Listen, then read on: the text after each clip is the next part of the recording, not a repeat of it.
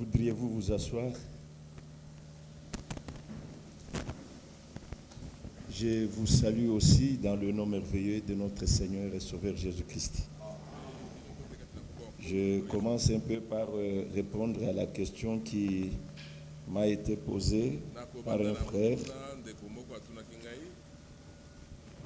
Et il a demandé de savoir quel est le rôle de papa actuel vis-à-vis du message du temps de la fin.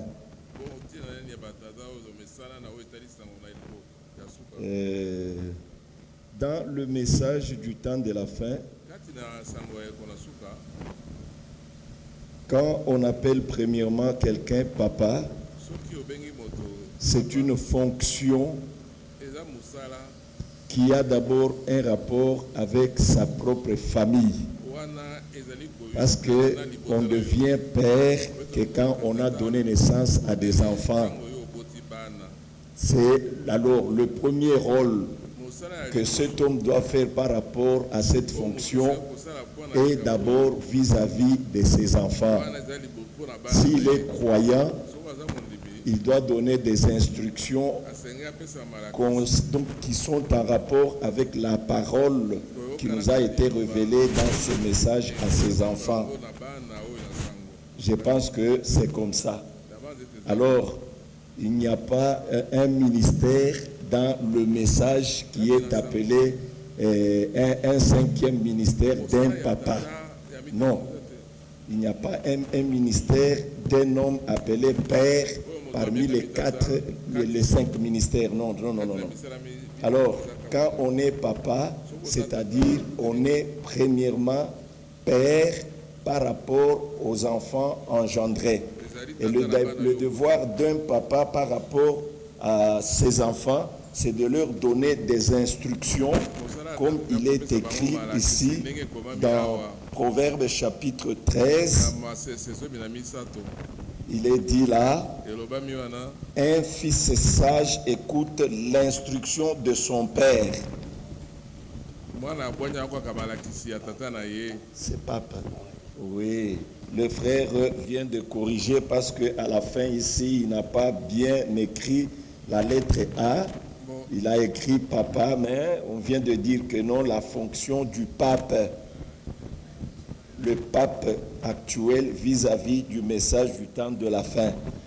Nous savons que, en rapport avec ça, il y a d'abord dans Colossiens ici le mystère de Dieu qui est savoir Christ. Et puis il y a encore le mystère de l'iniquité. Lisons d'abord dans Colossiens chapitre 2 plus rapidement. Là il est dit au verset 2, on peut commencer même à partir du premier verset. Je veux en effet que vous sachiez combien est grand le combat que je soutiens pour vous et pour ceux qui sont à la Odyssée et pour tous ceux qui n'ont pas vu mon visage, afin qu'ils aient le cœur rempli de consolation, qu'ils soient unis dans l'amour et enrichis d'une pleine intelligence pour connaître le mystère de Dieu, savoir Christ, mystère dans lequel sont cachés tous les trésors de la sagesse et de la connaissance. Et maintenant, nous venons de voir le mystère de Dieu, c'est la plénitude divine en Jésus-Christ.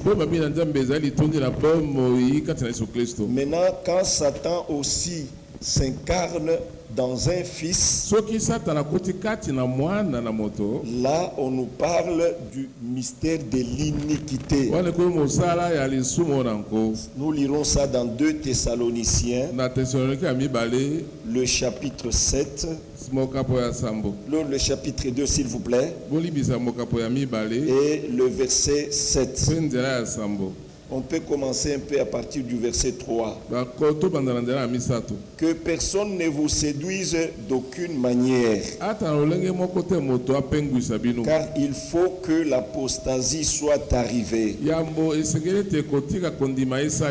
L'apostasie, c'est l'abandon de la foi biblique. Comme il est écrit dans 2 Timothée chapitre 4, je pense.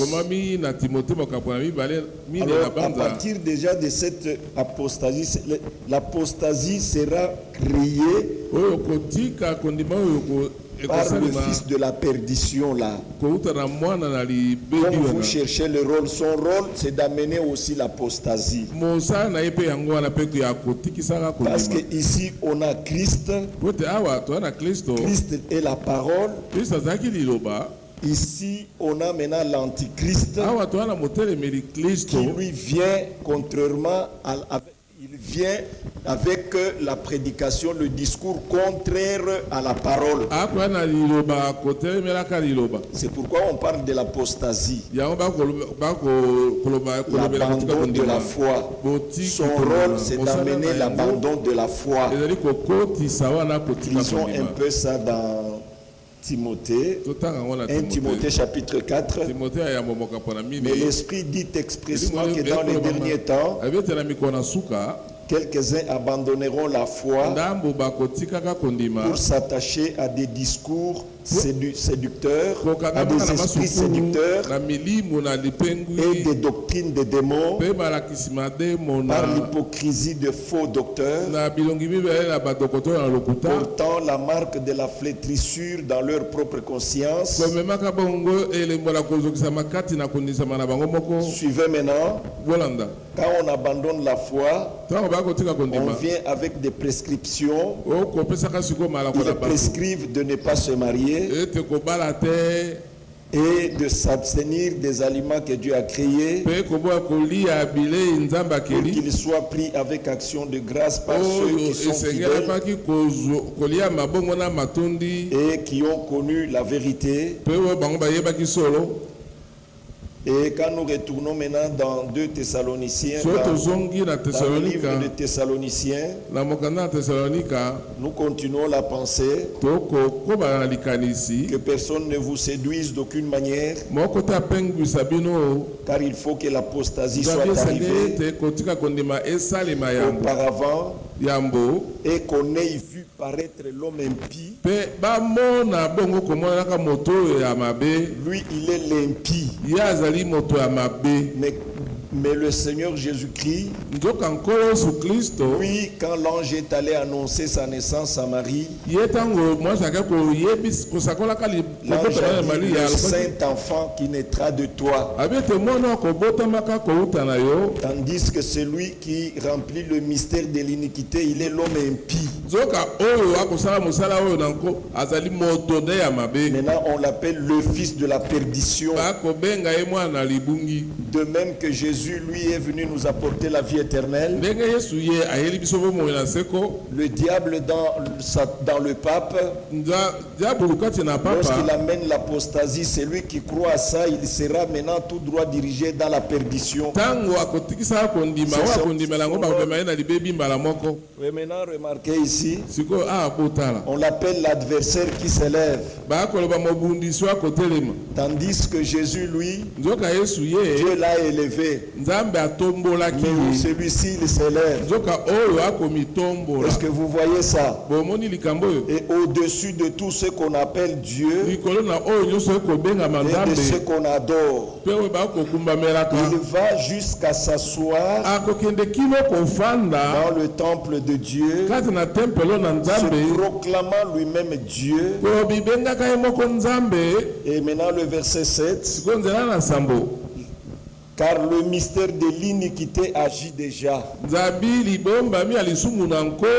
il faut seulement que celui qui le retient encore ait disparu. Ce qui retient cela, c'est le Saint-Esprit qui agit encore parmi les élus. Et lorsque le corps de Christ sera pris et amené au ciel, la grâce chez les nations nations s'arrêtera. Alors le temps sera là où il va entrer maintenant en fonction. Les deux maintenant, il agit déjà. Voyez-vous? Alors paraîtra l'impie que le Seigneur Jésus détruira par le souffle de sa bouche et qu'il écrasera par l'éclat de son avènement.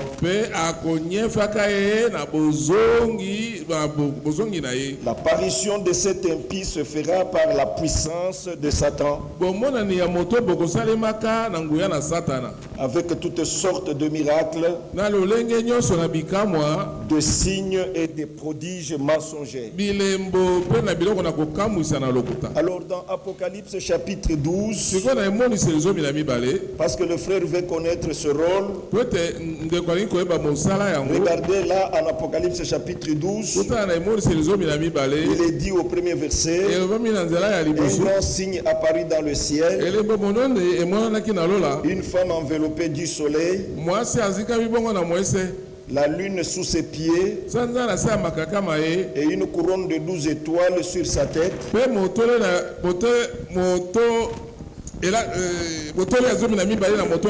Cette femme symbolise l'église de la nouvelle alliance qui est couronnée d'une couronne de 12 étoiles. Cette couronne de 12 étoiles symbolise que la femme est capable d'assumer la doctrine royale des apôtres. Et elle est enveloppée du soleil, le soleil de justice qui est Jésus-Christ la parole. La lune est sous ses pieds, c'est-à-dire la même femme est debout sur la parole prophétique de l'Ancien Testament qui s'accomplit dans le Nouveau. Elle était enceinte et elle criait étant en travail et dans les douleurs de l'enfantement. Et un autre signe parut encore dans le ciel. Et voici, c'était un grand dragon rouge feu, ayant 7 têtes et 10 cornes.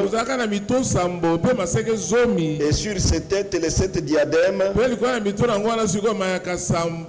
Sa queue entraînait le tiers des étoiles du ciel et est jeté sur la terre. Le dragon s'éteint devant la femme qui allait enfanter afin de dévorer son enfant lorsqu'elle aurait enfanté. Elle enfanta un fils qui doit paître toutes les nations avec une verge de fer. Au moment de l'enlèvement, lorsque cette période sera arrivée, l'église dont il est question ici, qui est grosse, elle avait reçu la sémence du fils. Alors cette église doit enfanter un fils. Et le fils typifie le groupe de vainqueurs qui sortiront dans cet âge pour aller dans l'enlèvement. Alors en ce moment-là, le dragon, le diable viendra pour pouvoir s'imposer sur les groupes de vainqueurs qui sortiront de l'église pour aller dans l'enlèvement.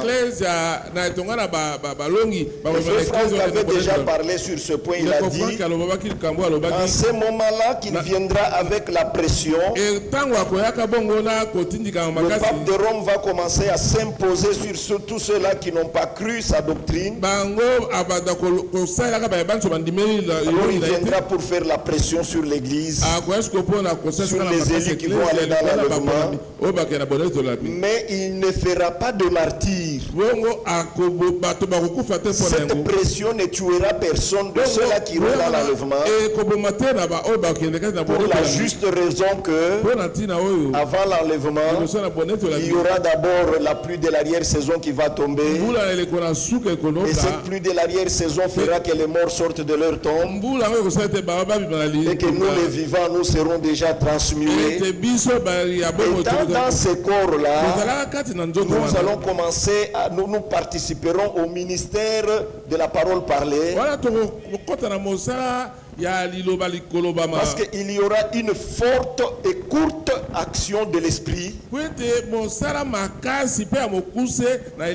Alors cette pression ne nous fera absolument rien. Aucun homme ne mourra. Et après quoi nous serons pris et nous partirons au ciel. Maintenant remarquez le chapitre 13e. Là il est maintenant parlé de cette bête qui avait 10 cornes. Si vous remarquez la description de la bête, c'est la même description du dragon.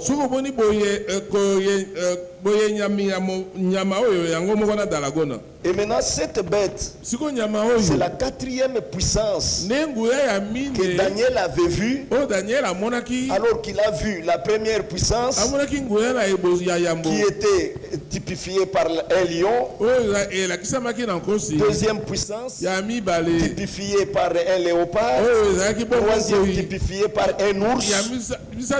Et maintenant la 4e bête, Daniel avait dit qu'elle était une bête vraiment difficile à décrire. Lui-même a dit, je désirais connaître la vérité sur ce qu'était la 4e bête, qui était fort et puissant, qui mangeait et qui cassait tout. Alors, du temps de Jean, le Seigneur, comme il lui a donné la commission de nous dire ce qui devrait être à venir, c'est pourquoi, comme cette bête était encore à venir, cette puissance était à venir, dans Apocalypse 13, Pierre, donc Jean ne nous a pas parlé de la première bête, de la deuxième bête, il ne nous a pas parlé, il a parlé de la 4e bête. Et il nous a montré que cette bête ici, elle était hybride. Regardez la même bête. Au verset 2, il dit, la bête que tu as vue était semblable à un léopard. Ses pieds étaient comme ceux d'un ours. Et sa gueule comme une gueule de lion. Donc la 4e bête travaille avec les 3 grandes puissances de 3 bêtes là, concentrées maintenant dans la 4e. Donc c'est dans notre temps ici. Et maintenant cette bête représente l'Union européenne, qui est la 4e bête. Et maintenant l'Union européenne, c'est l'initiative du pape de Rome. Ce sont eux qui ont eu l'initiative de fonder la communauté économique européenne. C'est la raison pour laquelle les 2 documents d'une importance capitale aujourd'hui ont été signés à Rome, au Vatican. Le document qu'on appelle Traité de Rome. Le Traité de Rome, en d'autres termes, c'est l'alliance de tous ces pays qui ont accepté de briser les frontières pour former une communauté appelée la communauté économique européenne. Alors leurs documents ont été signés au pied du pape Vincent. Au pied de la statue du pape Vincent au Vatican. Mais pourquoi ces documents devraient-ils être signés au pied de la statue du pape par les représentants de l'Union européenne? C'est parce que c'était l'initiative des papes de Rome. Est-ce que vous y êtes? Et maintenant remarquez, le 2e document, c'était le statut donc le statut de la Cour pénale internationale. Statut Constitution de la CPI, c'est signé encore là-bas. Tous ces deux documents ont été signés là-bas. Alors, je pense que dans ce que nous avons dit, le frère peut avoir compris le rôle du pape présentement. Il doit créer l'apostasie. C'est lui qui sera à la base de la pression qui sera exercée sur l'Église.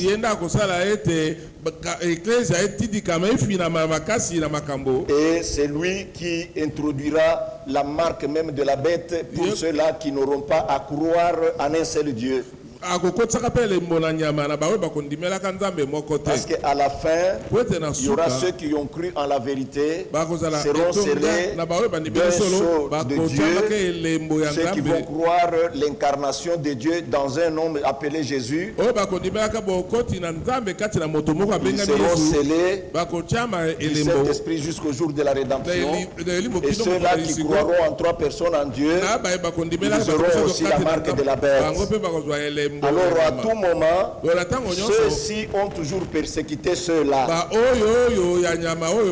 C'est pourquoi il y aura la pression sur l'Église de ceux qui auront cru en un seul Dieu incarné en Jésus-Christ. Et cette pression sera exercée par le pape. Que Dieu vous bénisse richement. Alors je pense que j'ai répondu à la question par l'aide de Dieu et par la grâce de Dieu. Maintenant remarquez frères, par rapport à 1 Corinthiens chapitre 11, vous remarquerez que depuis le commencement, depuis la Genèse, il y a eu la chute qui était entrée. Le diable est passé par le canal du serpent et le serpent est allé vers Ève. Et alors, en arrivant vers Ève, et le serpent a parlé, il a dit ceci. Parce que vous devez comprendre la responsabilité de la femme vis-à-vis de l'homme, et la responsabilité de l'homme vis-à-vis de la femme, et l'attitude de la femme vis-à-vis de Dieu après la chute dans le péché. Et c'est pourquoi nous retournons dans la Genèse pour vous montrer à quel moment la position de l'homme était devenue différente de celle de la femme. Et la position de la femme est devenue différente de celle de l'homme. Et l'attitude de chacun d'entre eux devant Dieu est différente par rapport à la position qu'il a eue dans la chute. Est-ce que vous suivez mes frères? Alors maintenant remarquez ce qu'il y a eu. Dans le chapitre 3, il est dit le serpent était le plus rusé de tous les animaux des champs que l'Éternel Dieu avait fait. Il dit à la femme, Dieu a-t-il réellement dit, vous ne mangerez pas de tous les arbres du jardin? La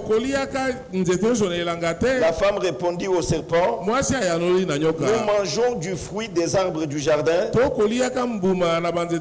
mais quant au fruit de l'arbre qui est au milieu du jardin, Dieu a dit, vous n'en mangerez point, vous n'y toucherez point, de peur que vous ne mouriez. Si vous lisez très bien ici, vous verrez que la femme n'avait pas bien même maîtrisé le message de son temps. Et à tout moment, lorsque le peuple ne reconnaît pas bien son message, le diable l'amène dans les interprétations particulières. Et nous en avons le type ici. Les 2 arbres étaient au milieu du jardin, l'arbre de vie et l'arbre de la connaissance du bien et du mal. Maintenant, quand la question est posée à Ève, ça vous pourrez le lire dans le chapitre 2, le verset 9 vient. Et il me dit, mais quant au fruit de l'arbre qui est au milieu du jardin, Dieu a dit, vous ne mangerez pas, vous n'y toucherez pas. Et pourtant, au milieu du jardin, n'était pas seulement l'arbre au sujet duquel l'interdiction a été donnée, il y avait aussi l'arbre au sujet duquel il devrait manger, l'arbre de vie. Alors quand elle a dit ça englobant tout, le diable a trouvé il a trouvé maintenant une occasion pour entrer. Et maintenant, il commence à faire raisonner à la femme au verset 4.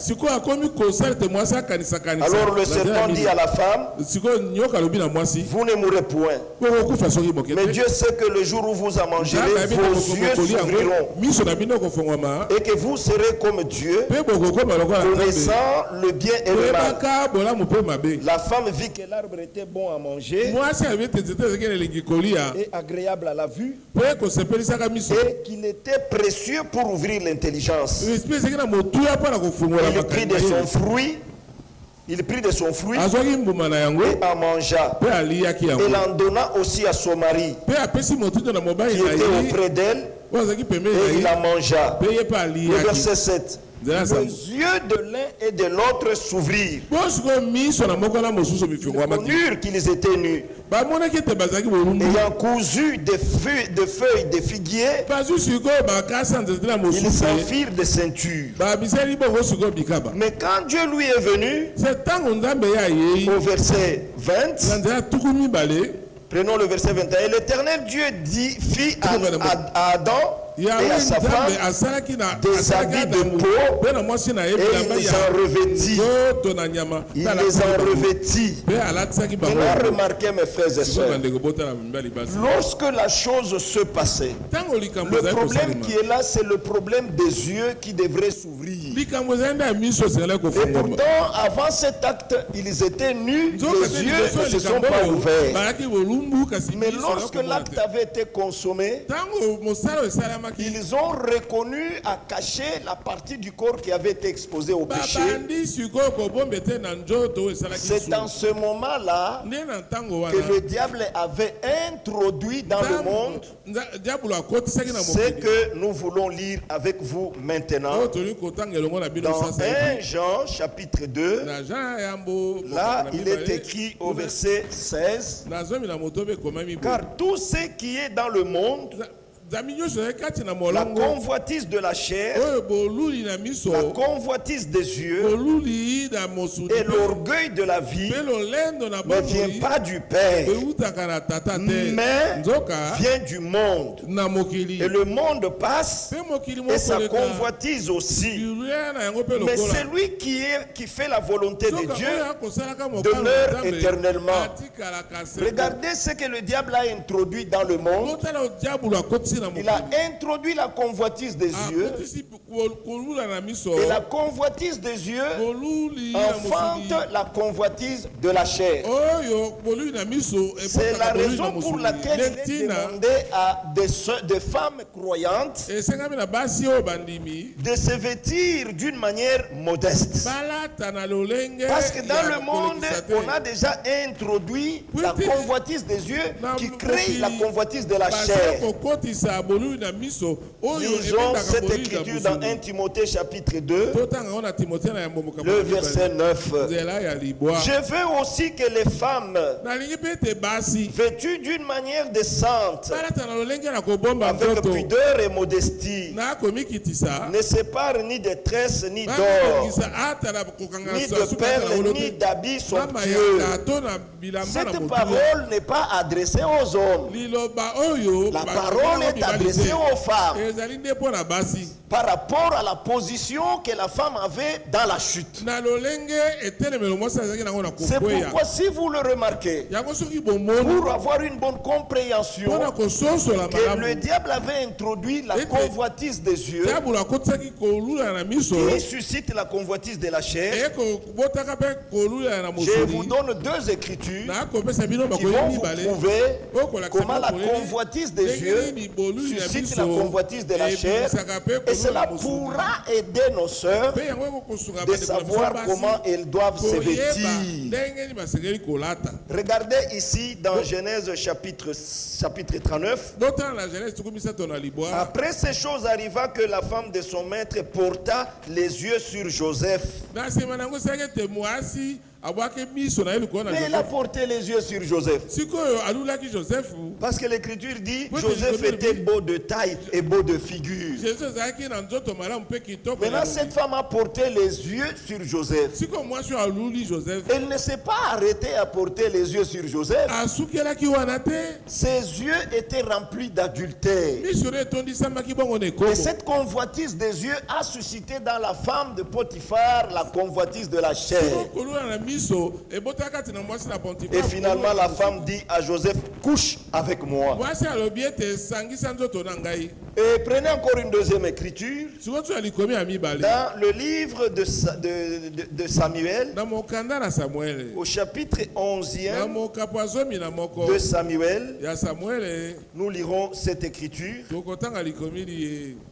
Le verset 2. Un soir, David se leva de sa couche. Et comme il se promenait sur le toit de la maison royale, il aperçut de là une femme qui se baignait et qui était très belle de figure. David fit demander qui était cette femme. Et on lui dit, n'est-ce pas Bathsheba, fille d'Eliam, femme d'Uri le Hétien?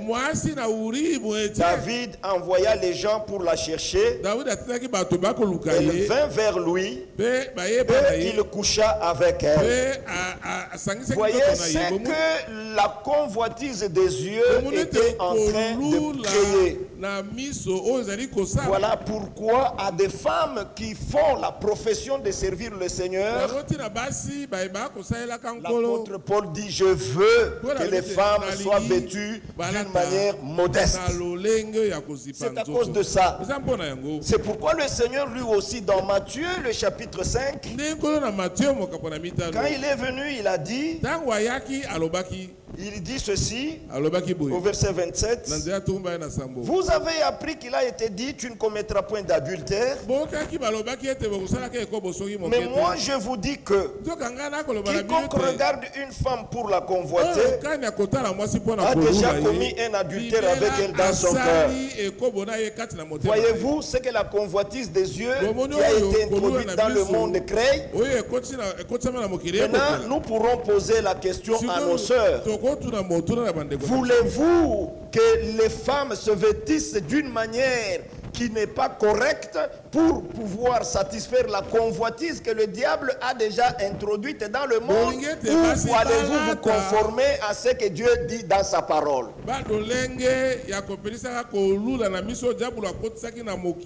C'est une question qui est posée directement à nos sœurs parce que l'écriture parle des femmes. Voyez-vous pour quelle raison? Parce qu'il y a des sœurs qui ne connaissent pas la raison pour laquelle la parole de Dieu leur demande d'avoir une tenue décente. Mais maintenant, avec les écritures, on vous a prouvé. On vous a prouvé, on vous a donné la raison de comprendre pourquoi. Et alors, n'allez pas dire, vous voyez toujours dans le message ce qu'on a toujours dit. Là-bas, il y a la loi, il y a des choses comme ça. Non, non, non, non, non, non. Dieu, il est un Dieu bon. Dieu connaît ce que le diable a fait. Et il veut que ce qui lui appartienne puisse se conformer à sa volonté, surtout dans cette période qui devance la seconde venue. Que le Seigneur Dieu vous bénisse. Alors par rapport maintenant à Dieu, dans 1 Corinthiens chapitre 11e, depuis que le péché est entré, l'homme est devenu le chef de la femme. Et la femme est devenue maintenant en dessous de l'homme. C'est pourquoi le Seigneur a demandé à une femme chrétienne mariée de se soumettre à son mari et que le mari, lui, puisse aimer sa femme. Ça, c'est l'ordonnance divine. Et si vous regardez dans Éphésiens chapitre 5e, Vous verrez là-bas, après qu'on ait parlé de l'attitude dans laquelle le Seigneur doit venir trouver l'église, c'est-à-dire l'attitude de la sainteté, c'est la dernière phase dans laquelle le Seigneur viendra trouver son église, étant sainte et irréprochable. Alors la parole entre encore dans des foyers, demandant à l'homme d'aimer la femme, demandant à la femme de pouvoir respecter l'homme, et demandant aussi aux enfants d'obéir à leurs parents. C'est un ordre placé pour les foyers de ceux qui sont convertis et qui ont expérimenté le rachat. Le foyer doit être trouvé par le Seigneur dans cet ordre. Il ne doit pas y avoir des enfants qui font leur propre programme sans intéresser leur papa. En d'autres termes, le papa qui est responsable, c'est lui qui marie ses enfants. Ce n'est pas le pasteur qui marie les enfants d'un croyant. Mais le pasteur a le rôle de conduire ses enfants tout en vérifiant la procédure maritale, si cela est conforme à la Bible, en donnant des conseils pour qu'ils arrivent à aboutir à un mariage conforme à la volonté de Dieu. Est-ce que vous avez saisi ça? Alors, par rapport à l'attitude maintenant d'une sœur croyante face à Dieu, elle doit avoir sur sa tête une marque. La marque, ce n'est pas seulement la bague. Mais il y a une marque naturelle que le Seigneur a donnée à la femme, c'est sa longue chevelure. Une longue chevelure qui doit être donnée à la femme, que la femme doit avoir. Mais aujourd'hui, c'est le contraire. On coupe les cheveux, on les remplace par des foulards, on les remplace par des ceci et cela. Non. Maintenant, il est parlé que quand elle prie et quand elle prophétise, elle doit avoir une marque naturelle sur sa tête qui indique qu'elle est sous l'autorité. Sous l'autorité d'un homme. Ça, c'est le christianisme. Ça, c'est la Bible. Ça, c'est la volonté de Dieu révélée pour ce temps par rapport aux femmes. Et aux frères aussi, il est dit, comme ils ont été créés à l'image de Dieu, eux ne doivent pas prier avec une longue chevelure sur la tête. Non, non. Car s'ils ont une longue chevelure, la chevelure est en train de couvrir son image face à Dieu. C'est pourquoi lui ne doit pas avoir une longue chevelure, tandis que la femme doit en avoir. Le voile dont il est question, ce n'est pas le mouchoir de tête. Parce qu'il y en a qui se coiffent la tête, et qui se rasent la tête et qui portent le mouchoir de tête. Non, ce n'est pas ça. Car il est écrit dans les Écritures que le voile dont il est question, c'est sa chevelure. Nous devons retourner à ça. Le message de William Branham, c'est le retour à la foi des apôtres. Et nous allons plus loin. Le messager de ce temps a même dit que lorsqu'une femme coupe ses cheveux, elle déshonore son autorité qui est son mari, et ce mari peut la répudier, peut divorcer avec elle parce qu'elle a méprisé son autorité. C'est le message de William Branham. Et c'est pourquoi nos sœurs doivent se comporter d'une manière conforme à la volonté de Dieu, surtout que nous vivons dans une période qui précède la seconde venue du Seigneur. Et maintenant, remarquez mes sœurs et mes frères et sœurs, vous verrez que depuis la chute dans le péché, Ève a connu, elle était fiancée à un homme. Et cet homme ne l'avait pas encore connu. Maintenant venait le diable par le canal du serpent. Le serpent était le plus rusé du champ parmi tous les autres animaux. Et maintenant il parlait. Le serpent était un animal entre le chimpanzé et l'homme.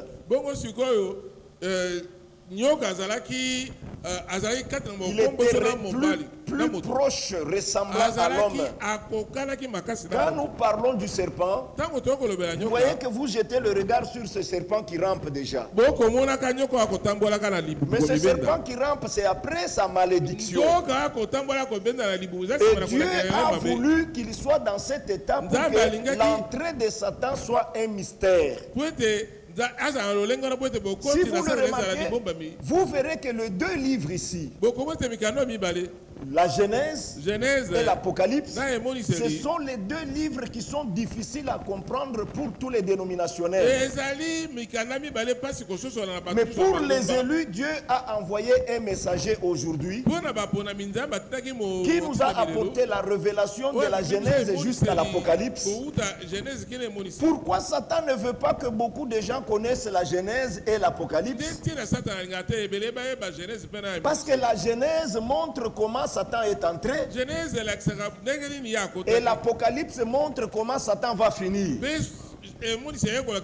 C'est pourquoi les deux livres ici nous ont été révélés aujourd'hui par le messager de Satan, afin que nous ne puissions plus commettre des actes qui nous alignent du côté de l'adversaire qui avait fait tomber la terre par la désobéissance.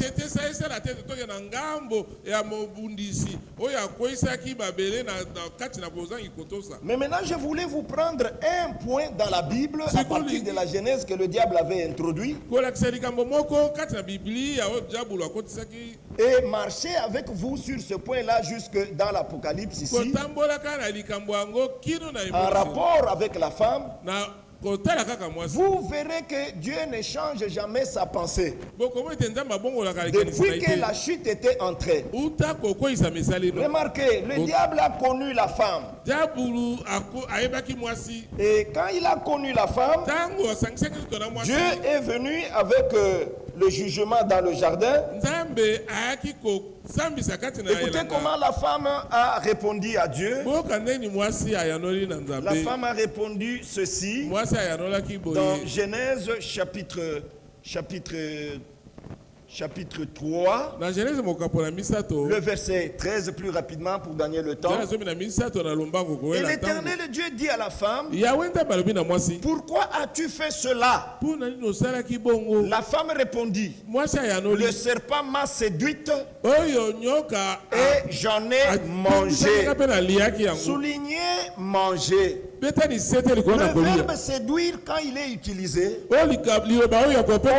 l'utilise entre l'homme et la femme qui ne lui appartient pas. Ou sinon Adam pouvait aussi répondre à Dieu: c'est la femme qui m'a séduit et j'en ai mangé. Mais lui n'a pas répondu comme ça. Il a dit: la femme m'a donné de l'arbre et j'en ai mangé. Parce que la femme d'un homme ne peut pas séduire son mari. Je vous ouvre la parenthèse avec l'écriture d'Exode chapitre 22. Retenez toujours la pensée de manger, parce que c'est là qu'on a interprété manger. Exode chapitre 22, le verset 16. Si un homme séduit une vierge qui n'est point fiancée et qu'il couche avec elle, vous voyez, le verbe manger qu'elle va utiliser est remplacé après séduire par coucher.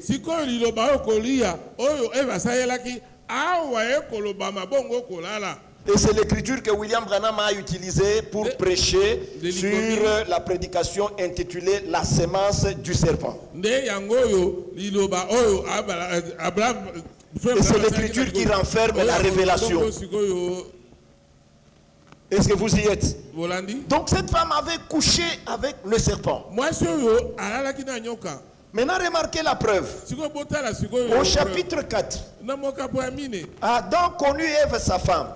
Elle conçut et enfanta Caïn. Et elle dit, j'ai acquis un homme de par l'Éternel. Quand William Branham prend cette écriture pour l'interpréter, il dit, Ève n'a pas attribué la paternité d'Adam à Caïn. En disant, j'ai acquis un enfant, j'ai acquis un homme par l'aide de l'Éternel, il n'a pas attribué la paternité d'Adam à Caïn. Asala kite que Caïn, donc aloba kite que Adam aza tata ya Caïn. Voilà un peu, c'est ça. C'est comme ça que William Branham révèle. Maintenant il dit, elle enfanta encore son frère Abel. Maintenant dans le chapitre 25 et dans le verset 25, Adam connut encore sa femme. Elle enfanta un fils. Elle l'appela du nom de Seth. Car dit-elle, Dieu m'a donné un autre fils à la place d'Abel que Caïn a tué. Arrivé ici, il dit encore que si Caïn aurait été fils d'Abel, d'Adam, Ève pouvait dire, j'ai enfanté encore un autre fils de surplus, de plus. Donc il doit être ajouté à Caïn si Caïn aurait été fils d'Adam. Mais elle dit, car dit-elle, Dieu m'a donné un autre fils à la place d'Abel que Caïn a tué. Regarde, et maintenant il dit, remarquez, Adam a connu 2 fois sa femme, mais Adam a donné naissance, donc Adam a connu 2 fois sa femme, mais il y a eu déjà 3 enfants nés. Il montre qu'ici, il y a un enfant qui est né, qui n'avait pas été de la descendance d'Adam. C'est la semence du serpent introduite dans Ève. Bien-aimés frères et sœurs, et c'est à cause de ça, Dieu n'aime pas qu'une femme mariée puisse connaître plusieurs hommes pendant qu'elle est sous le toit conjugal. Ça, il faut que nos sœurs connaissent exactement ceci. Vous devez bien connaître ça. C'est pourquoi, lorsque Adam est allé en Égypte, le roi qui était là est sauté sur la femme d'Adam, donc d'Abraham. Dieu est venu plus rapidement dire à cet homme-là, d'Abimelech, il dit attention avec la femme que tu as prise. Elle a un mari. Il dit Seigneur, lisons un peu ça. C'est dans Genèse chapitre 20. Et puis ici, Frère Branham interprète, il dit le problème de mariage ici concerne même ceux qui ne sont pas croyants. Parce que cet homme ici était un croyant. Mais il savait que prendre une femme qui est dans le vœu de mariage, ce n'est pas correct. Parce que quiconque fait ça, il s'aligne du côté de l'adversaire qui avait introduit la chute dans le monde. Mais comment pouvez-vous être du côté de l'adversaire qui a introduit la chute et être encore du côté de Dieu, assis sur les chaises, attendant d'aller au ciel? C'est pourquoi toutes ces choses nous ont été révélées à la fin de temps pour notre préparation, mon frère, ma soeur. Voyez combien Dieu nous aime. Voyez combien Dieu a besoin de nous. Maintenant, remarquez. À partir du verset 3. Alors Dieu est apparu en songe à Abimelech pendant la nuit et lui dit, voici tu vas mourir à cause de la femme que tu as enlevée, car elle a un mari. Vous voyez, avant même que la peine de mort soit prononcée dans le livre de Deutéronome contre les adultères, déjà dans la Genèse, la peine de mort existait déjà pour celui qui prenait une femme mariée. Est-ce que vous suivez ça? Pourquoi? Parce que la mort, c'est le produit de la malédiction. La malédiction, c'est le produit de la désobéissance.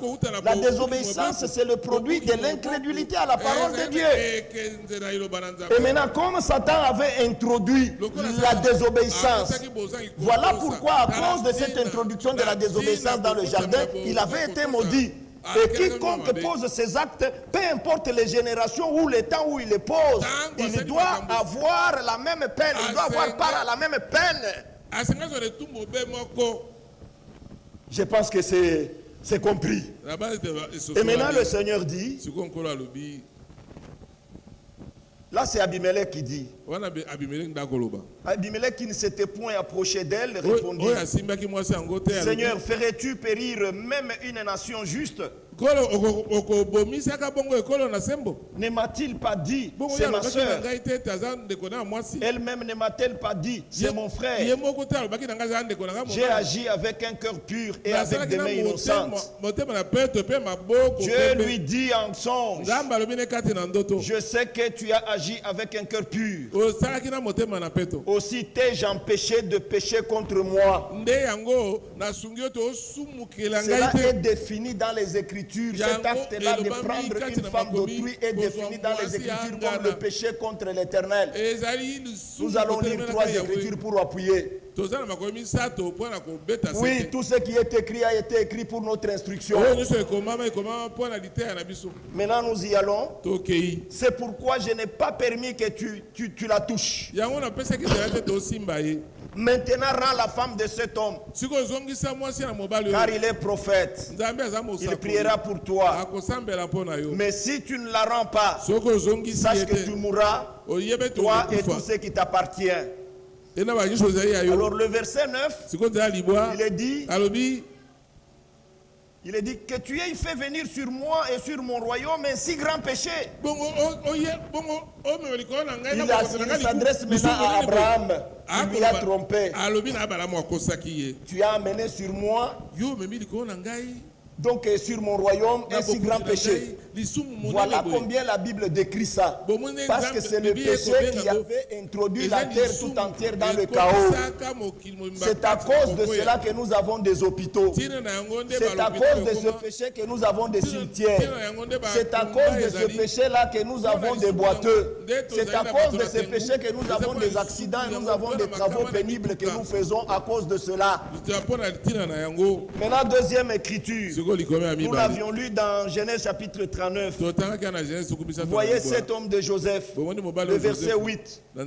Lorsque la femme de son chef voulait coucher avec lui, il refusa et dit à la femme de son maître, voici, mon maître ne prend avec moi connaissance de rien dans sa maison. Voici, mon maître ne prend avec moi connaissance de rien dans la maison.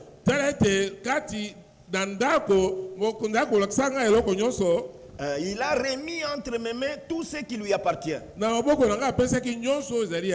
Il n'est pas plus grand que moi dans cette maison. Il ne m'a rien interdit excepté toi. Parce que tu es sa femme. Comment ferais-je un aussi grand péché, un aussi grand mal?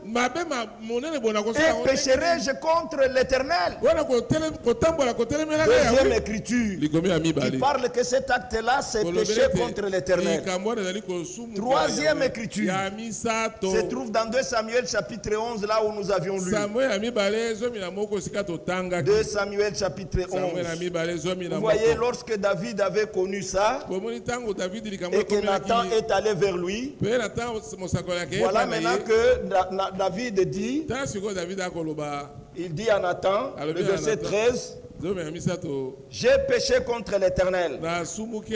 Et Nathan dit à David, l'Éternel pardonne ton péché et tu ne mourras point. Troisième écriture. Voilà maintenant pourquoi dans le Nouveau Testament, l'apôtre Paul parle dans Romains chapitre 7. Il dit ceci. Prenons d'abord 1 Corinthiens 7.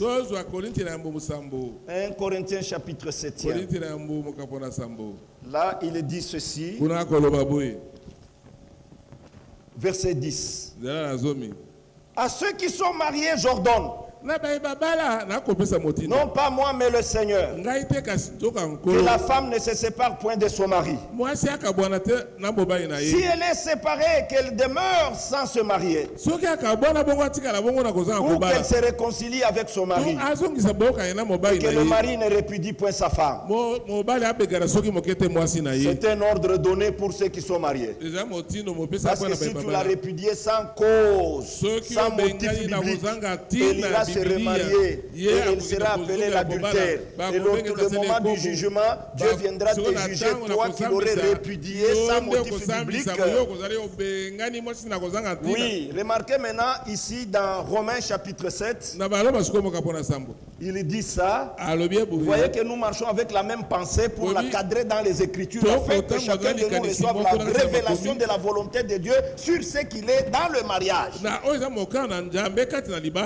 Là, il est dit au verset 2, ainsi une femme mariée est liée par la loi à son mari tant qu'il est vivant. Mais si le mari meurt, elle est dégagée de la loi qu'il a liée à son mari. Si donc du vivant de son mari, elle devient la femme d'un autre homme, elle sera appelée adultère. Mais si le mari meurt, elle est affranchie de la loi, en sorte qu'elle n'est point appelée adultère en devenant la femme d'un autre. Maintenant, c'est la raison pour laquelle, comme la chute est entrée par la femme, bien-aimés frères et sœurs, oui, réellement le Seigneur voulait qu'il y ait quelque chose qui pourrait introduire la chute, afin que les attributs qui étaient en Dieu soient rendus manifestes. C'est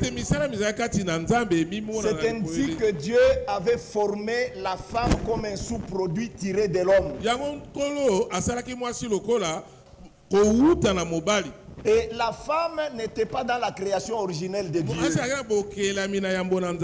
C'est la raison pour laquelle elle est tombée. Parce qu'elle était en dehors de la création originelle. Et si vous remarquez dans les Écritures, vous verrez que les femmes sont classées dans des catégories, dans des classes.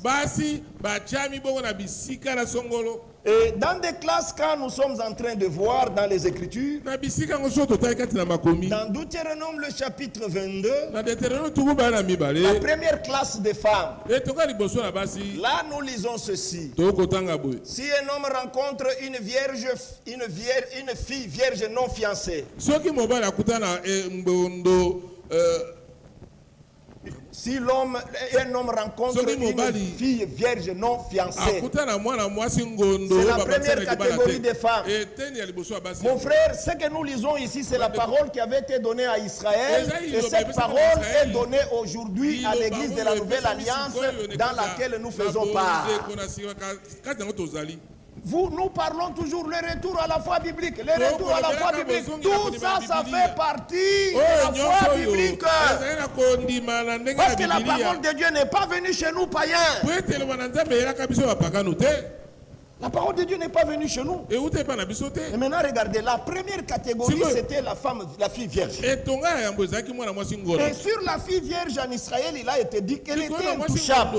Depuis les toits de son père, la vierge est intouchable. Et si vous osez la toucher, et c'est fini quand on vous attrape, directement on vous oblige de la prendre en mariage, et vous ne pourrez jamais l'abandonner. Vous écrivez même une lettre, donc une lettre où vous êtes en train, vous perdez le droit de divorcer avec elle. Parce que vous avez amorcé très mal la procédure maritale avec une vierge d'Israël. Est-ce que vous suivez? Vous payez la dot, vous la prenez, vous ne la répudiez pas. Pourquoi? Parce que si vous la répudiez, elle va aller encore connaître un autre homme et le pays sera souillé. C'est pourquoi on arrête la chose à partir de là. Maintenant, la deuxième catégorie, c'est la vierge fiancée. La vierge qui est fiancée, c'est déjà la femme de quelqu'un d'autre. Dans les Écritures, Frère Branham le dit aussi dans la prédication intitulée « Nous avons vu son étoile en Orient et nous sommes allés pour l'adorer ». Il dit aux jeunes gens, il dit, jeunes gens, ne faites jamais de vœux à une femme si vous n'avez pas l'intention d'y tenir. Et car si vous êtes fiancés, devant Dieu vous êtes mariés. C'est devant les hommes que vous êtes fiancés. Parce que le mariage commence avec le vœu. C'est le vœu qui est la fondation du mariage. Avant d'unir le corps, on doit unir le cœur. Alors aujourd'hui, les gens changent des choses. Ils unissent d'abord le corps, alors que le cœur n'était pas bien uni. Vous avez préparé un divorce sans le savoir. Commencez d'abord à unir le cœur. Et il nous dit, le messager de ce temps, à la fin, on a donné le pouvoir de dire oui. À l'homme, on a donné le pouvoir de faire le choix. Et nos jeunes filles doivent tirer attention avec leur oui. Ils ne peuvent pas dire oui à n'importe quand et à n'importe qui. Car une fois où tu dis oui, tu es lié. Vous y êtes? Il ne faut pas dire oui n'importe quand, n'importe comment avant de prononcer votre oui. Allez d'abord à genoux prier. Parce que dès que vous êtes liés, c'est pour toute une vie. Et avant de le faire, contactez le père qui a toujours marié sa fille. Parlez-en avec papa. Mais aujourd'hui, sur les réseaux sociaux, même nos soeurs sont mariées à 5 garçons, 6 garçons, tout le monde est chéri. C'est déjà la prostitution qui commence. Alors tu vas finir très mal. C'est pourquoi il est écrit dans Hébreux chapitre 13e. Que le mariage soit honoré de tous et que le lit conjugal exempte de souillure, car Dieu jugera les débauchés et les adultères. Dieu ne veut pas entrer dans le mariage avec des souillures. Pourquoi? Parce que dans le mariage, c'est là que va se passer la reproduction pour pouvoir multiplier la terre. Alors tout ce que tu auras fait en dehors du mariage va t'accompagner dans le foyer. Alors que le mariage est une institution divine instaurée par Dieu lui-même. C'est pourquoi aujourd'hui, nous avons des gens qui tuent sans pitié. Pourquoi? Parce qu'ils viennent des mariages qui n'ont pas été honorés. Que Dieu vous bénisse richement. Et maintenant, remarquez, la vierge fiancée, nos jeunes frères doivent savoir, avant de demander la main à une fille, demander d'abord si elle est déjà fiancée ou pas. Il ne faut pas commencer par forcer les choses. Vous amenez, vous dites parce que vous avez beaucoup d'argent, celui-là n'a pas l'argent. Alors, dans cette étape-là, vous devez ravir cette fiancée. Et elle sera divorcée. Et maintenant, il est dit, la peine qui est réservée à celui qui prend une fiancée qui est déjà une femme d'autrui, c'est la même peine réservée à celui qui prend la femme d'autrui, peine de mort. Lisez les Écritures, on n'a pas tellement de temps. Lisez ici. Si l'on trouve un homme couché avec une femme mariée, et maintenant quand vous quittez là-bas, vous verrez un peu plus haut là-bas, celui qui prend une fille, une femme qui a été fiancée. La peine est la même. C'est pourquoi vous devez avoir la crainte de Dieu. Posez d'abord la question, ma soeur, je voulais vous demander la main. Êtes-vous déjà fiancé? Si elle dit non, alors cédez votre main. Un enfant de Dieu n'est pas un désordonné, s'il vous plaît. Vous entrez déjà dans une famille d'autrui et là, vous causez des chaos entre la fille et la maman et le papa. Le mariage se fait dans des troubles. Ce n'est pas digne d'un fils de Dieu qui attend l'enlèvement, frère. Ce n'est pas digne ça. Et maintenant, la troisième catégorie, c'est quand on connaît déjà un homme. On a déjà reçu la sémence.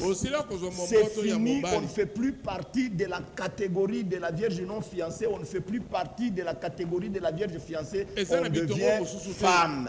Même si vous avez des objets classiques sous les selles. Même si vous êtes en uniforme. Si vous avez déjà connu un homme ayant reçu la sémence, vous avez perdu les deux catégories là. Vous n'y êtes plus.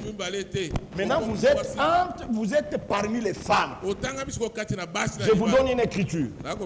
Prenez ensemble avec moi cette écriture ici dans le livre de Samuel. Cela concerne Anon. Ça doit être dans 2 Samuel. Ça fait mal, mais c'est la vérité. Hein? Les nôtres doivent savoir comment ils doivent se conduire. Parce que nous vivons... ok, c'est 2 Samuel chapitre 13. Allez-y avec moi ensemble. Le verset 12. Elle lui répondit, non mon frère. Elle lui répondit, la fille là, la Tamar. Elle a répondu à son frère Anon, qui voulait coucher avec elle. Non mon frère, ne me déshonore pas. Car on n'agit point ainsi en Israël. Ne commets pas cette infamie. Où irai-je moi avec ma honte? Et toi, tu seras comme l'un des infâmes en Israël. Maintenant je te prie, parle au roi. Il ne s'opposera pas à ce que je sois à toi. La fille connaissait même la procédure en Israël, que c'est le papa qui marie. Elle a même donné le conseil à son frère. Parle au roi que tu as besoin de moi. C'est par là que vous devez commencer, vous les jeunes sœurs. Commencez par le papa. Parce que si on allait dans 1 Corinthiens chapitre 7, chaque papa a un projet avec sa fille. Il y en a d'autres qui disent, moi, je veux que ma fille me donne d'abord le diplôme des humanités, puis il y aura maintenant un mari. L'autre dit, la mienne, qu'elle me donne le diplôme des universités. Maintenant, quand toi tu t'impliques là-bas, tu l'envoûtes, tu la déranges, elle marche contrairement à la volonté de son père, il y a des montées et des descentes, il y a des problèmes à la maison, et maintenant toi tu es en train de marcher torse bombé. Tu as causé du chaos, frère. Tu ne connais pas comment on se marie d'une manière biblique. Vous voyez?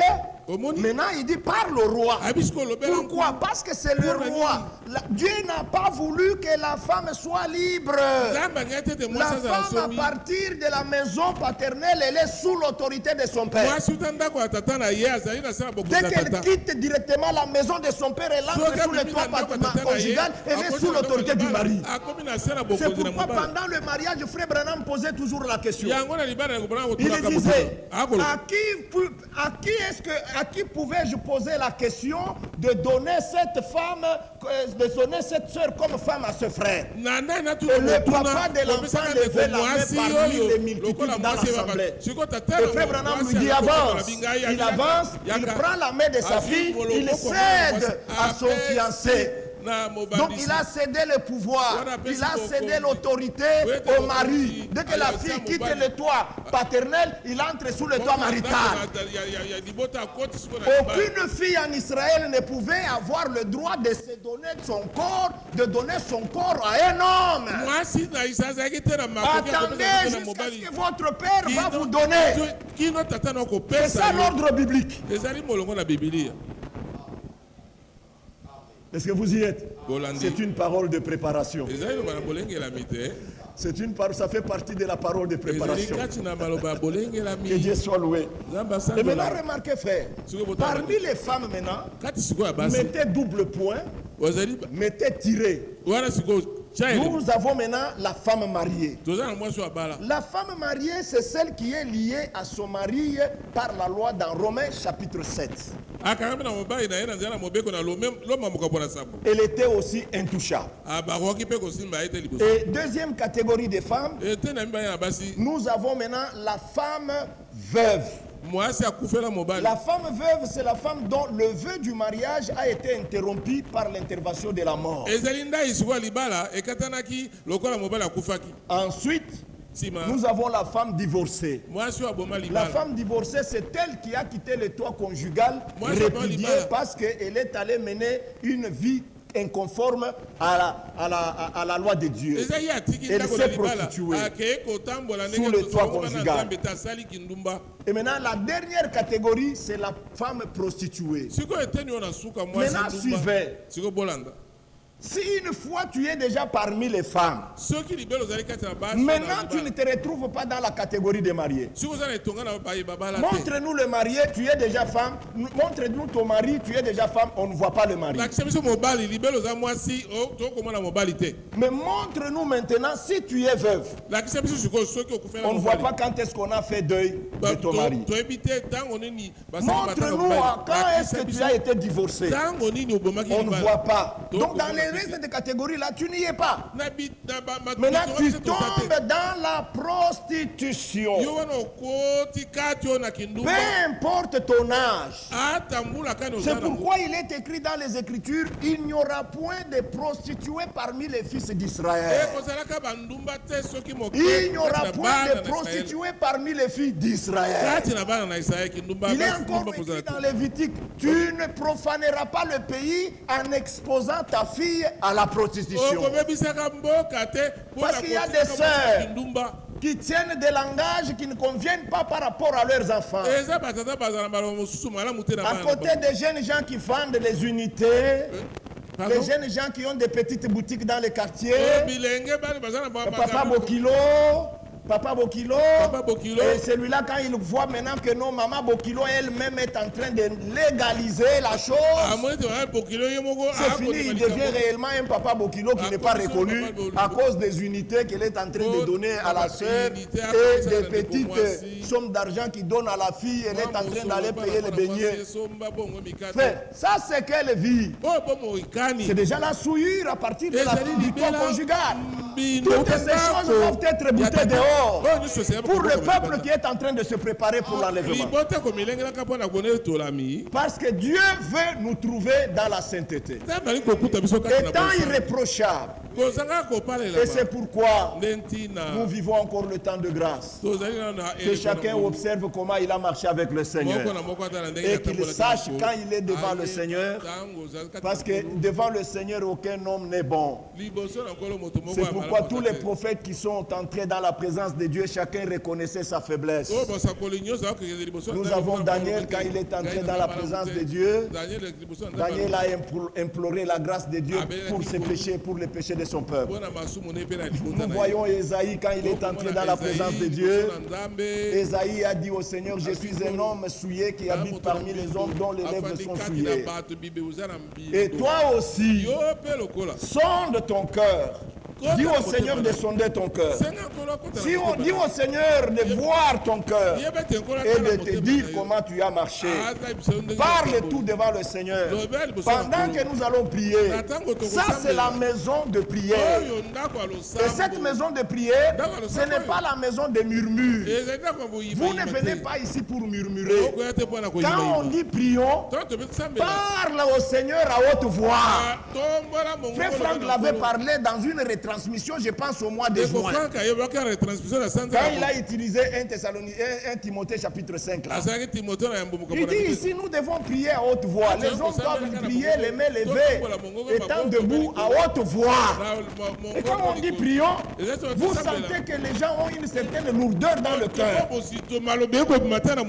quand on prie, on oublie qu'il y a quelqu'un à côté de vous qui doit écouter ce que vous priez parce que lui aussi est en pleine prière. Que le Seigneur notre Dieu vous bénisse. Je vous dis au revoir.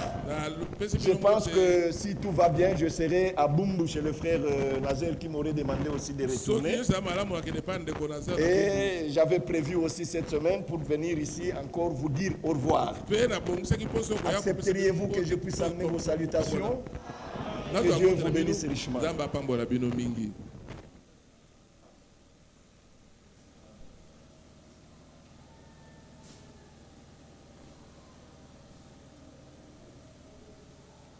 Que le nom du Seigneur soit remercié.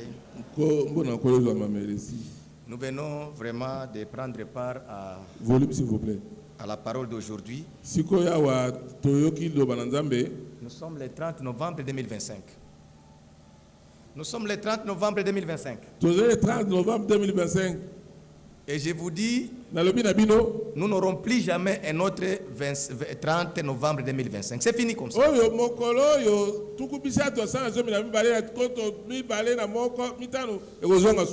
Il n'y en aura plus. Alors ce que nous devons faire aujourd'hui, faisons-le de manière à être agréable à Dieu. Et Dieu nous a parlé. Et il y a eu vraiment beaucoup de choses qui ont été dites. Commençons par la première intervention du service de retransmission et aussi la seconde partie. Peut-être, je pouvais seulement dire qu'il y a eu au moins 30 minutes qui a été prise encore lorsque les frères voulaient répondre à une des questions de notre frère qui, je ne sais pas, parmi nous. Alors, un conseil gratuit. Un conseil gratuit. Nous sommes dans les programmes de Dieu. Nous ne voulons pas avoir nos propres programmes. Vous savez, la nourriture que nous avons reçue ce matin, c'est cette nourriture qui va nous aider pour notre préparation. Et laissez-moi vous dire que c'est sérieux. Ce n'est plus le temps où on peut encore chercher des histoires. Le frère, lui, est chez moi. Si un frère a encore d'autres questions, en tout cas qu'il en profite même à la maison, venez poser des questions. On peut causer, on peut développer tout ça. Mais quand on est dans un service comme ça, il faut vraiment se réserver, il faut laisser que le Seigneur donne une conduite. Ça sera une bonne chose.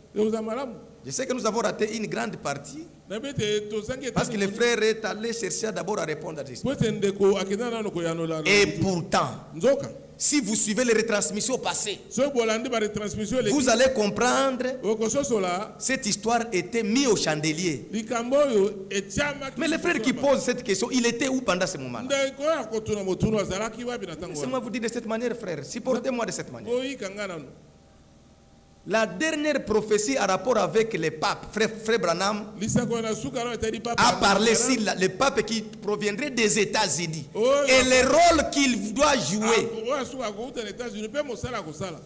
Vous n'avez pas vu même dans les réseaux sociaux, même les gens qui ne croient pas au message, parler de ça. Même les gens de dénomination. Ils ont dit, il y a un prophète qui avait parlé qu'un prophète provenait des États-Unis. Et le rôle qu'il doit jouer. Il n'est pas de temps, je pouvais aussi prendre le christianisme traditionnel pour montrer. Il faut lire, mes frères, mes sœurs. Il vous est peut-être interdit de venir prêcher si vous n'avez pas les capacités de prêcher. Mais il n'est pas interdit aux frères de lire. Comment vous saurez que Joseph a trompé? Si vous n'êtes pas exercé à la lecture, dans les premiers actes de l'église, il lisait. Il comparait ce que Paul disait à ce qu'il lisait pour voir que ça c'est conforme. Lisez, frères, sœurs, lisez. Tu as étudié, tu as eu le diplôme d'État. Mais tu ne lis plus. Lisez, prenez les brochures, lisez. Ce n'est pas un péché pour la sœur de lire. Lisez, mes frères, pour que nous puissions vraiment nous préparer. Que Dieu soit remercié, mes bien-aimés. Alors, un accent particulier aussi de cette parole de préparation dans nos foyers. Dans nos foyers, frères, le christianisme n'est pas seulement ici, frère. Ce n'est pas parce que moi je suis là, je prêche, frère. Bientôt, tout ce que nous faisons doit avoir le couronnement. Malachie 3. De nouveau, vous verrez la différence entre ceux qui servent Dieu et ceux qui ne le servent pas. Dieu va prouver. Dieu viendra pour donner un cachet final. Nous sommes plusieurs groupes. Mais Dieu viendra montrer que ces gens ici, ils m'appartiennent. Ça, je ne suis pas capable de le faire. Aucun prédicateur ne le fera. Mais imaginez-vous que nous avons fait des déclarations ici, tout. À la fin, quand Dieu vient, il passe outre. Maintenant, nous sommes comment? Il faut que le Seigneur vienne. Trouver ce qui a été dit ici. Comme le frère le disait, s'il dit quelque chose, il dit appuyons ça par l'écriture. Appuyons pas ça par l'écriture. Ce n'est pas lui, c'est Dieu qui parle. Dieu nous suit dans nos foyers. La parole de préparation. Frère, il n'y aura pas un enlèvement là où les gens fainéantent. Là où les gens disent, il a tout fait à Golgotha, c'est fini, nous sommes partis. Non. Il y a des choses. Le Seigneur va nous voir pratiquer. Dans la retransmission passée, écoutez ce que notre frère a dit. Laissez-moi vous lire ça. Il dit ceci. C'est une chose d'entendre la parole du Seigneur. Entendre comme ça, c'est d'abord une chose. C'est pas mal, c'est une chose. D'entendre la voix du Seigneur. Ça n'est toute une autre chose de la comprendre à 100%. Vous comprenez? Donc, entendre, ok. Mais comprendre 100%. Parce que la compréhension est à 99%, faites attention. Il faut que la compréhension soit à 100% pour que Dieu scelle. Dieu ne peut pas sceller l'erreur.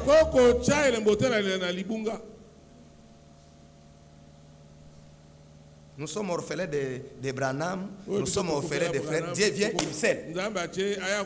Dieu vient sceller. Il y a beaucoup de déclarations que les prédicateurs disent partout, frère.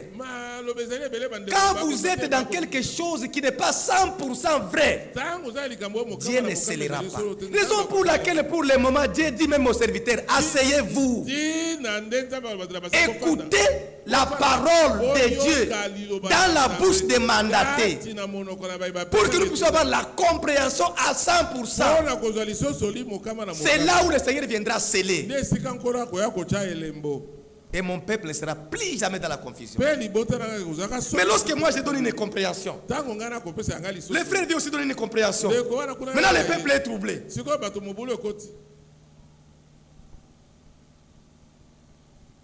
Il y a une compréhension qui court maintenant aujourd'hui,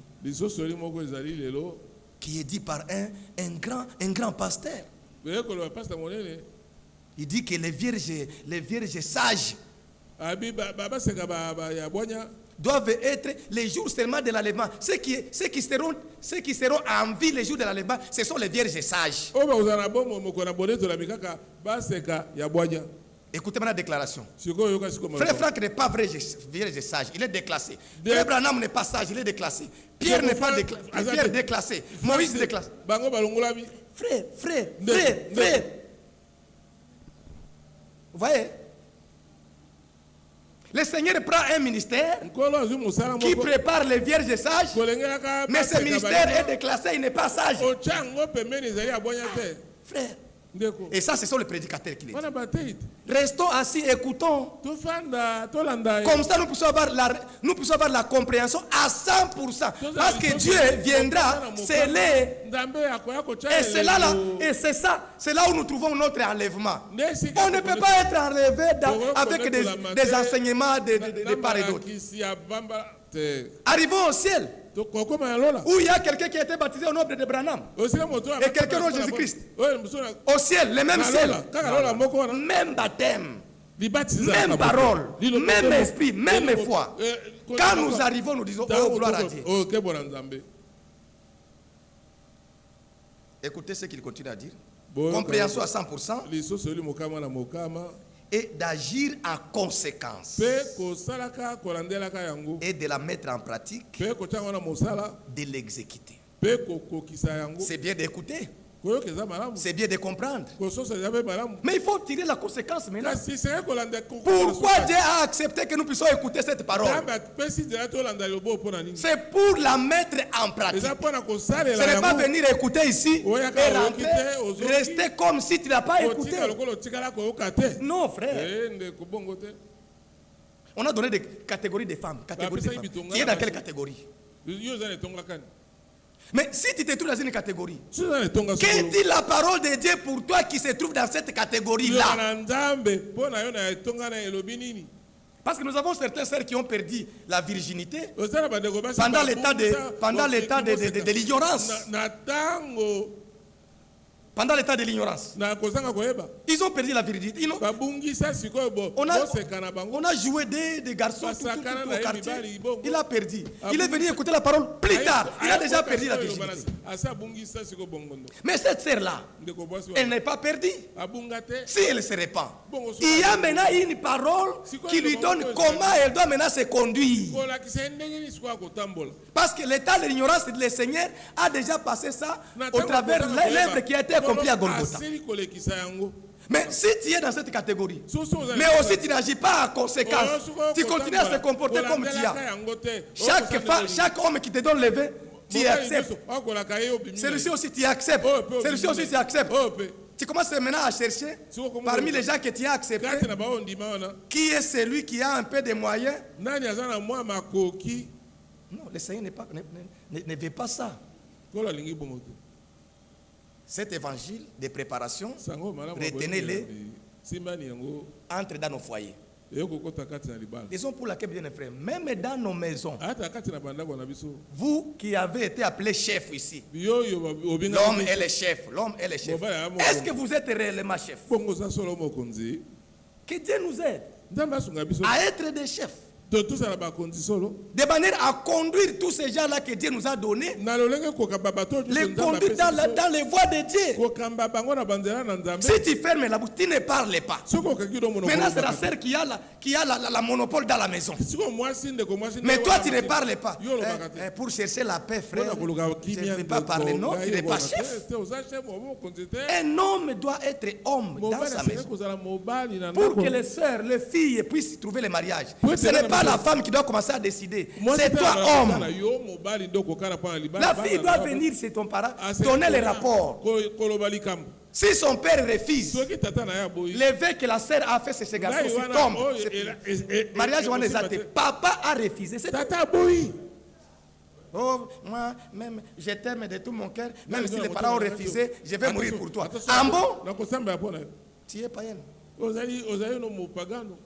Et vous, les jeunes, l'Esprit de Dieu a dit ici, vous ne pouvez pas aussi chercher à aller chercher les enfants d'autrui. Si vous n'avez pas aussi demandé la permission aux parents, papa, je voulais demander il faut que ton père accepte. Maintenant, il y a des jeunes qui se comportent. Il fait ce qu'il veut, son père ne connaît pas. Et il dit que c'est ça. C'est ça. Je suis déjà adulte. Qui te dit que tu es adulte? Dans la maison de ton père. Dans la maison de ton père. Bien aimé, ça ce qui est sorti aujourd'hui, ça nous suit dans nos foyers. Et une question peut être posée ici. Quelles sont des maisons, quels sont les foyers qui, avant de dormir, ils ont le temps de se réunir et de prier le Seigneur? Si on demandait ici, on risque de ne pas avoir même un doigt. Merci, que Dieu te bénisse. Moi, je ne peux pas me lever comme ça parce que moi, chez moi, ça ne se faisait plus comme auparavant. Mais sinon, il faut avoir des foyers où, après avoir écouté ici, ce que nous avons écouté ici, rentrons avec dans nos maisons. Chef, parle à la maison. Revenez sur ces choses. Dites aux enfants, dites aux jeunes qui les écoutent encore et que nous puissions nous conduire dans la prière. Voilà ce que Dieu fait. Et c'est de cette attitude que le Seigneur viendra couronner et nous prendre. Vous voyez là où passe l'enlèvement? L'enlèvement n'est pas quelque chose qu'on se réveille seulement. Et il y a des préalables. Il y a d'attitude. Le Seigneur doit nous trouver dans l'attitude comme dans la première église. Ils étaient tous unis, de commun accord. Ils attendaient. Ils ne discutaient pas. Ils étaient là-bas. Il y a une promesse. Ils attendent la promesse. Ils mettent tout en ordre. Ils attendent. Quelle est cette église qui attend aujourd'hui? Les gens ont toujours besoin de prêcher, de voyager. Le Seigneur vient. Que Dieu bénisse son serviteur. Nous sommes très reconnaissants pendant le passage de notre frère. Et nous disons que le Seigneur bénisse notre frère. Qu'il lui accorde encore des moments, s'il tarde à venir, de passer toujours pour que nous puissions partager les mêmes choses. Veuillez vous lever, mes frères. On va chanter un cantique et nous allons tous prier le Seigneur.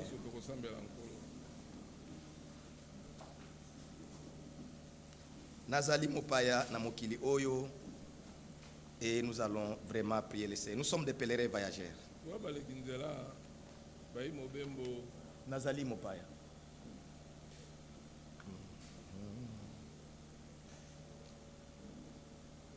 Gloire à Dieu. Nazali Mopaya Namokili Mboka nanga ya seko ezali na lola mokolo mosusu na kozonga nanga na kokende nanga se o na mipesi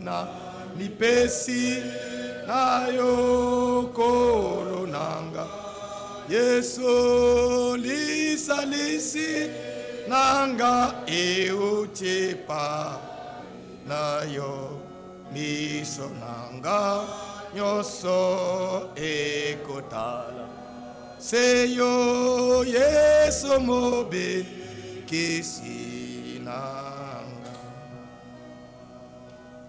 tango nako dala nyoso namo kili na masumu nyoso bato bako sala ela kisi solo mobembo ebeleme pona kende nanga Yesu na mipese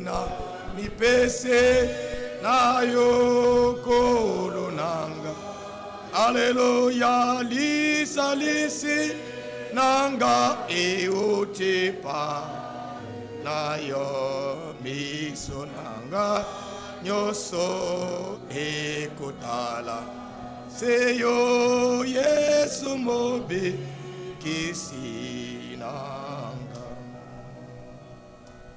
na komipesa te na mokili oyo na kolanda tate moto na mo o na mipesi na yo mobikese nanga dinokuya omi o na mipesi pesi na yo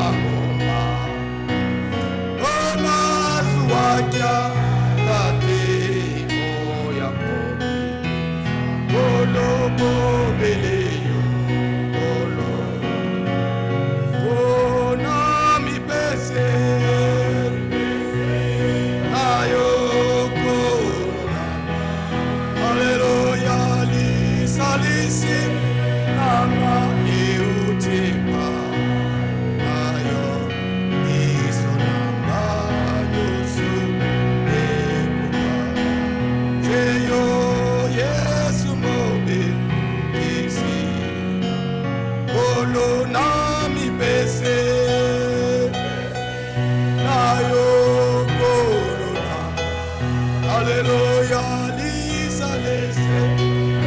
Nanga e uchipa mayo misonanga yoso e kutala seyo Yesu mobi Yesu.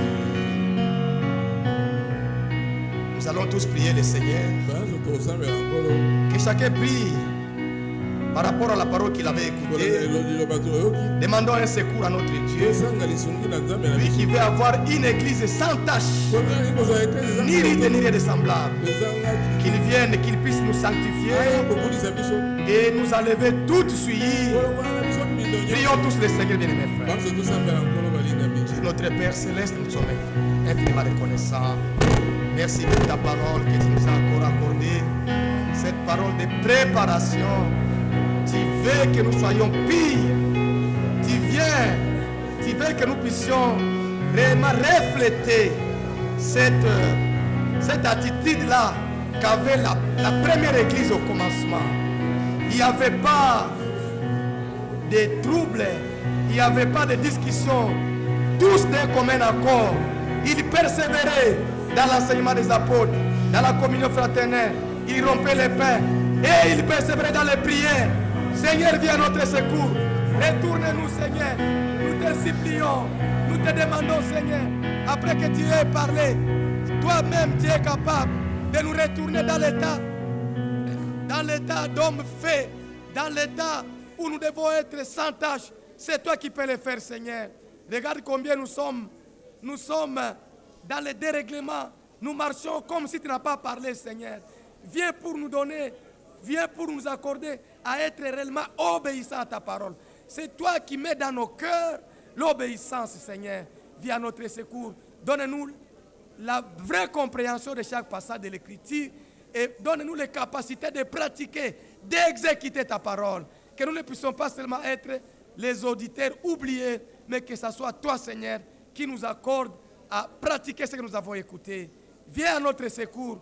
Bénis cette église. Souviens-toi de chacun de nous. Bénis nos jeunes. Bénis nos frères. Bénis les femmes de chaque couple, Seigneur. Bénis les frères qui sont maris de chaque maison. Bénis les enfants, Seigneur. Accorde-nous, Seigneur, la crainte de ta parole et que nous puissions agir en conséquence au moyen de la parole que nous écoutons. Nous te remercions, Seigneur. Tu es digne de louange pour tout ce que tu fais pour nous. Gloire à toi, Seigneur. Gloire à toi, Seigneur. Gloire à toi, Seigneur.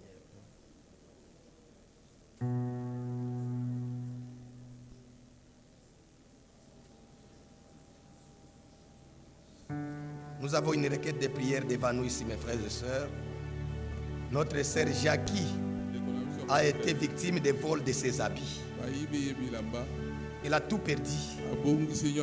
Elle demande la prière des saints pour que le Seigneur lui fasse retrouver encore ses habits. Nous pouvons encore prier pour notre sœur Jackie.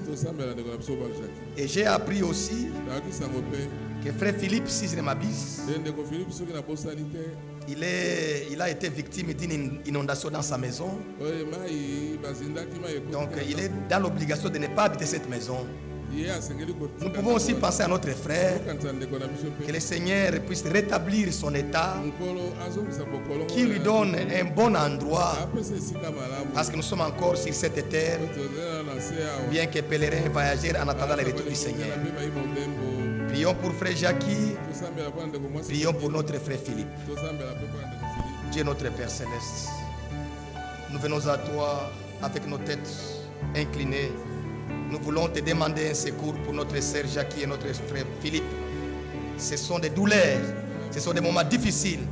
Et toi, tu es celui, quand tu interviens, tu es un secours qui ne manque jamais dans la détresse.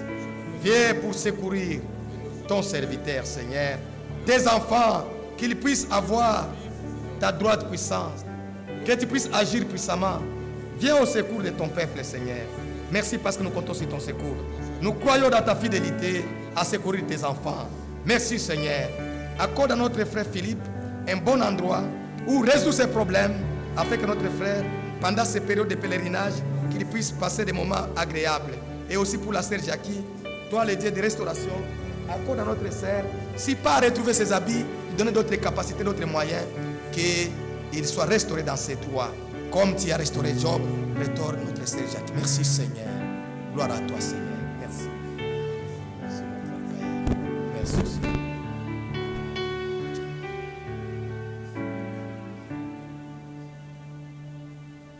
Je vais appeler Frère Babès et les fils de venir encore pour prier. Ouais.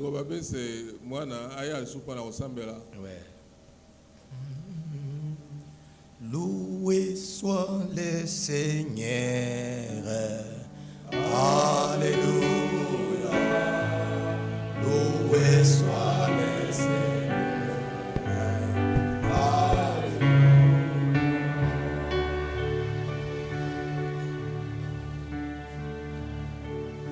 Bien-aimé Père Céleste,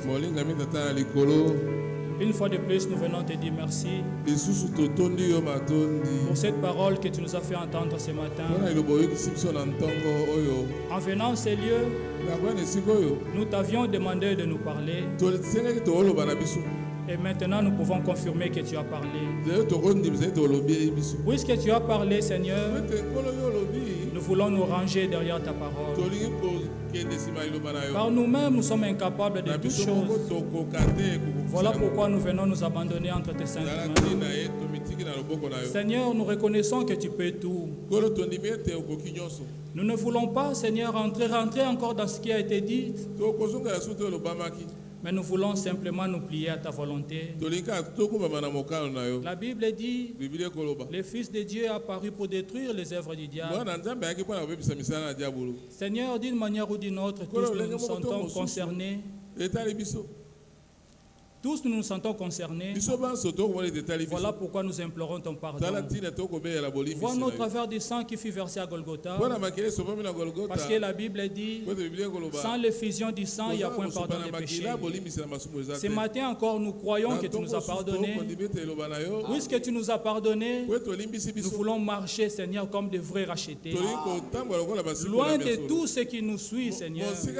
Loin de tout ce qui nous amène dans des chemins qui ne t'honorent pas. Tu en es capable, Seigneur, car tu es le bon berger. Conduis-nous, Seigneur. Que cette parole que nous avons entendue, que cela nous aide à changer. Pas parce que nous le voulons, mais c'est parce que tu le veux, Seigneur. Tu veux que nous puissions être des enfants obéissants. Alors notre obéissance doit se manifester, Seigneur, par rapport à ta parole. Bénis-nous, Seigneur. Bénis ton instrument par qui tu nous as parlé ce matin. Il est écrit dans la Bible que sera arrosé celui qui arrose. Tu nous as arrosé ce matin de ton eau. Car il est encore écrit, sanctifie-les par ta vérité, car ta parole est la vérité. Ce matin encore, nous avons entendu cette vérité. Que cette vérité nous sanctifie tous. Sois loué, sois exalté. Bénis-nous, Seigneur. Nous te recommandons aussi notre départ de ces lieux. Que tu marches toi-même au-devant de nous. Si telle est encore ta volonté, nous allons encore nous retrouver en ces lieux pour écouter ces mêmes choses. Car il est écrit encore que dans la première et dans la seconde lettre, je ne cesse de vous rappeler les mêmes choses, car pour vous, cela est salutaire. Seigneur, merci. Merci pour toutes choses. Que l'honneur, la gloire te reviennent. Au nom puissant et merveilleux de ton Fils Jésus-Christ, nous pensons aussi à nos bien-aimés qui ont envoyé leurs requêtes. Le fait de les envoyer ici ce matin, c'est une façon de dire qu'ils reconnaissent que tu peux tout, Seigneur. Alors nous te faisons confiance. Et il est encore écrit, la prière des justes a une grande efficacité. Nous nous sommes réunis comme un seul homme, te demandant une chose. Seigneur, la Bible dit, faites connaître à Dieu vos besoins, vos désirs. Seigneur, ce matin, nos bien-aimés ont fait connaître, Seigneur, ce qu'ils veulent. Et nous les avons apportés devant toi. Et nous croyons déjà que tu as donné la solution. Car c'est celui qui sait nous donner au-delà même de ce que nous te demandons. Que l'honneur, la gloire te reviennent en toutes choses. Au nom puissant et merveilleux de ton Fils Jésus-Christ, nous t'avons ainsi prié. Amen. Amen. Que le nom du Seigneur soit loué et qu'il vous bénisse tous. Nous avons eu une très bonne réunion. Dieu nous a suffisamment parlé. Maintenant, nous avons quelques communiqués devant nous. Et les annonces et aussi les frères qui nous ont suivis en ligne. Nous disons d'ailleurs que hier soir, nous étions avec notre sœur Nzunzi dans une veillée mortuaire. Et je pense que ce matin, ils sont allés déposer les corps au cimetière de Verset là-bas. Alors que Dieu soit loué et qu'il bénisse tous les frères et sœurs qui étaient allés plaider avec notre sœur Nzunzi. Alors nous avons aussi notre communiqué nécrologique devant nous ici. Le programme des obsèques de l'oncle maternel de notre frère Hans Sylvain.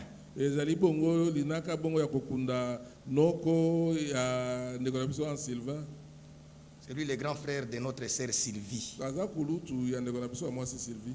Le programme est comme si, le jeudi 4 décembre, il y aura veillée mortuaire à la salle funéraire Kofi, 6 c'est numéro 3.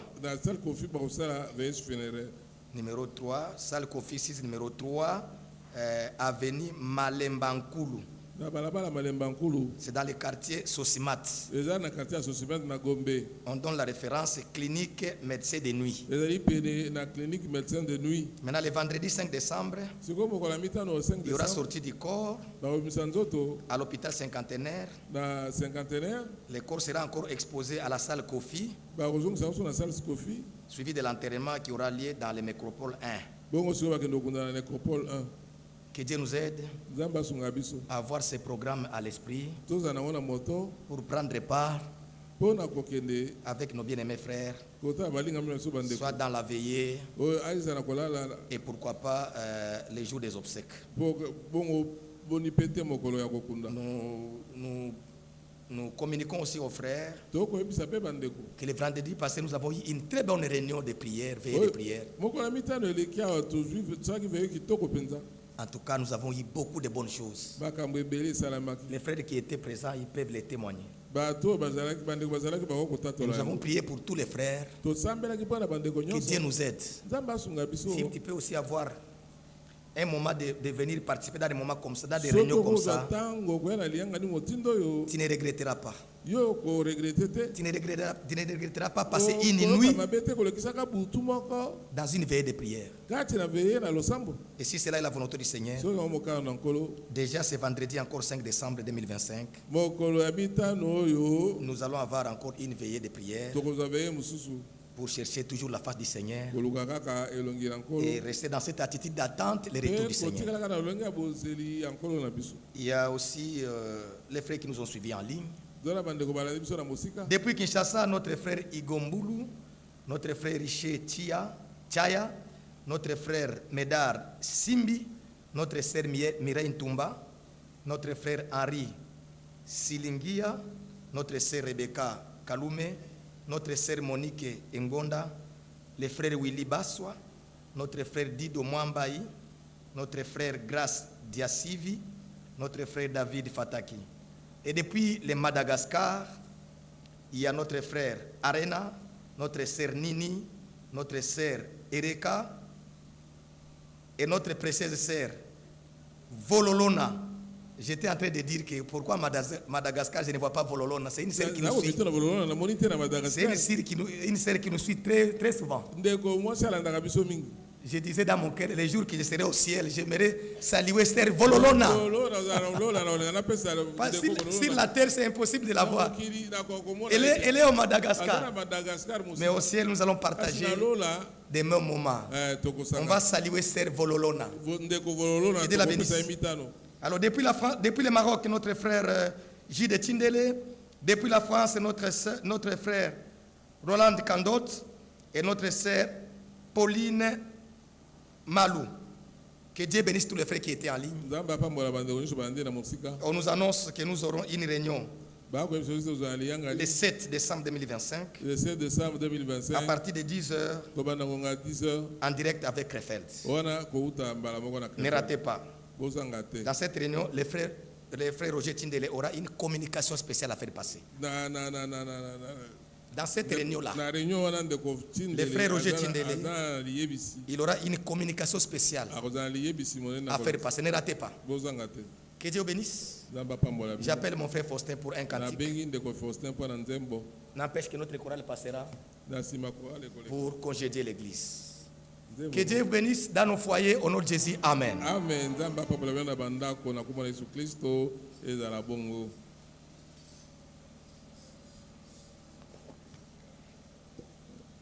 Numéro 206. Je suis pèlerin étranger.